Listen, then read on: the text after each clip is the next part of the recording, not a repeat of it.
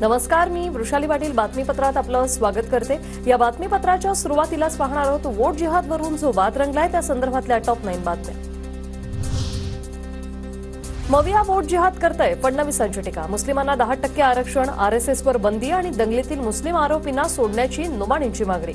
सज्जाद नोमानींच्या 17 मागण्या मान्य करण्याचं मवियाचं आश्वासन, फडणवीसांचा दावा। अतिशय खेदजनक आहे, धर्माचा वापर करून शरद पवारांचा पक्ष, उद्धव ठाकरेंचा पक्ष आणि काँग्रेस हे या ठिकाणी वोट जिहाद करतायत। पुण्यात एका विशिष्ट समाजाचं भाजपला मतदान आहे, पण आम्ही त्याला वोट जिहाद समजत नाही। वोट जिहाद शब्द वापरून धार्मिकीकरण करण्याचा प्रयत्न, शरद पवारांचा फडणवीसांवर निशाणा। वोट जिहाद हा शब्द वापरून विशेषतः देवेंद्र फडणवीस यांच्या सरकारने एक प्रकारचा धार्मिक कलर या निवडणुकीला द्यायचा प्रयत्न केलेला दिसतो। लोकसभेची पुनरावृत्ती नको म्हणून बटेंगे तो कटेंगेचा नारा, एकनाथ शिंदेंची प्रतिक्रिया। फडणवीसांचा उमेदवार म्हणून विजय निश्चित करा असं शहांच्या म्हणण्याचा अर्थ, शिंदेंचं स्पष्टीकरण।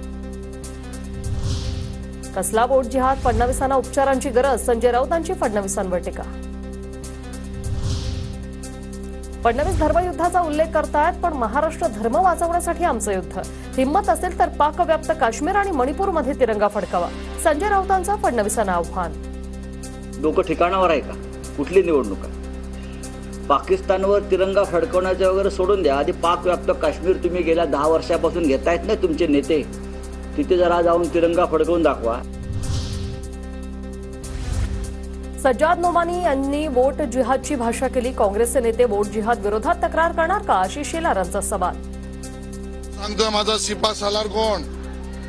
शरद पवार, उद्धव ठाकरे, नाना पटोले हे शिपा सालार आहेत। आता वर्षाताई गायकवाड काँग्रेसचे नेते वोट जिहादच्या विरोधात तक्रार करणार का? हा कांदा उत्पादकांनी आम्हाला मतदान केलं, मग त्यांना कांदा जिहाद म्हणणार का? वोट जिहादवरील टीकेवरून बाळासाहेब थोरातांचा सवाल। अरे वोट जिहाद कसला? तुम्ही मग कांद्याच्या उत्पादकांनी आम्हाला मतदान केलं, मग कांदा जिहाद म्हणायचं त्याला? तुम्ही शेतकऱ्याचे हाल करताय, तुम्ही कामगाराचे हाल करतायत, महागाईनं मध्यमवर्गीय आणि सामान्य माणूस त्रस्त झालेला आहे, मग ते मतदान करता त्याला कोणतं जिहाद म्हणायचं? वोट जिहाद सारखे शब्द वापरून फडणवीसांनी अपयश मान्य केलं, अमोल कोल्हेंची देवेंद्र फडणवीसांवर टीका।